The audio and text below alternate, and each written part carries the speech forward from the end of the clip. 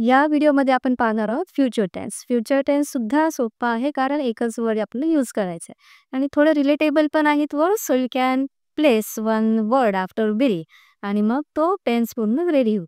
So यामध्ये आपण पाहतो फ्युचर टेन्स टू बी चं एकच आहे विल बी. विल बी काय सांगतं की मी काय होईल फ्युचरमध्ये किंवा मी कुठे असेल, मी काय करत असेल.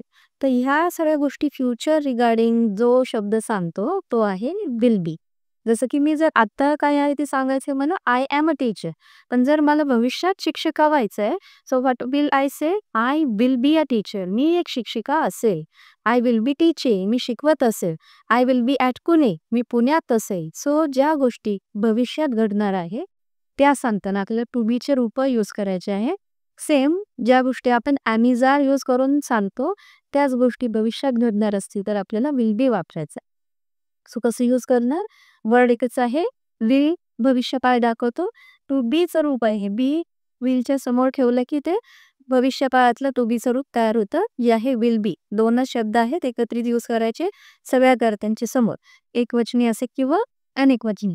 सो आय, ती, शी, यू, वी, दे, सिन प्रत्येक वेळी आपल्याला जो कर्ता असेल त्याच्यानंतर विल बी यूज करायचा आहे. आय विल बी देअर सून. मी तिथे लवकरच असेल.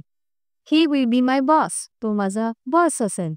शी विल बी हिअर सून. ती लवकरच इथे असेल. सो ह्या वेगवेगळ्या प्रकारच्या वाक्यांमध्ये आपल्याला हे यूज करता येतं.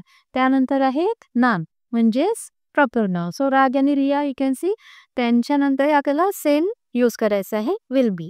राज will be in 11th standard next year. Raj पुढच्या वर्षी 11वीला असेल. Riya will be in Mumbai after 2 months. 2 महिन्यानंतर रिया मुंबईमध्ये असेल. सो अशा पद्धतीने कुठलाही कर्ता असेल, तो एकवचनी असेल किंवा अनेकवचनी असेल, प्रत्येक वेळी आपल्याला विल बी यूज करायचं आहे. विल बी आहे फ्युचर टेन्सचं हेल्पिंग वर्बचं टू बीचं रूप. टू बी म्हणजे काय? की आपण कोण असू, आहोत किंवा होतो. सो टू बीचे रूप हे त्यातलं थर्ड ॲट लास्ट पार्ट आहे. प्रेझेंटमध्ये आपण पाहिलं and is a.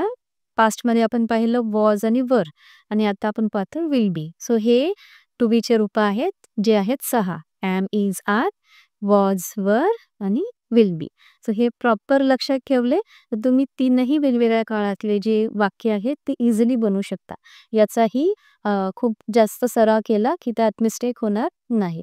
So Marathi लिहून नंतर इंग्रजी लिहायचे. मी पुण्यात असे, I will be in Pune.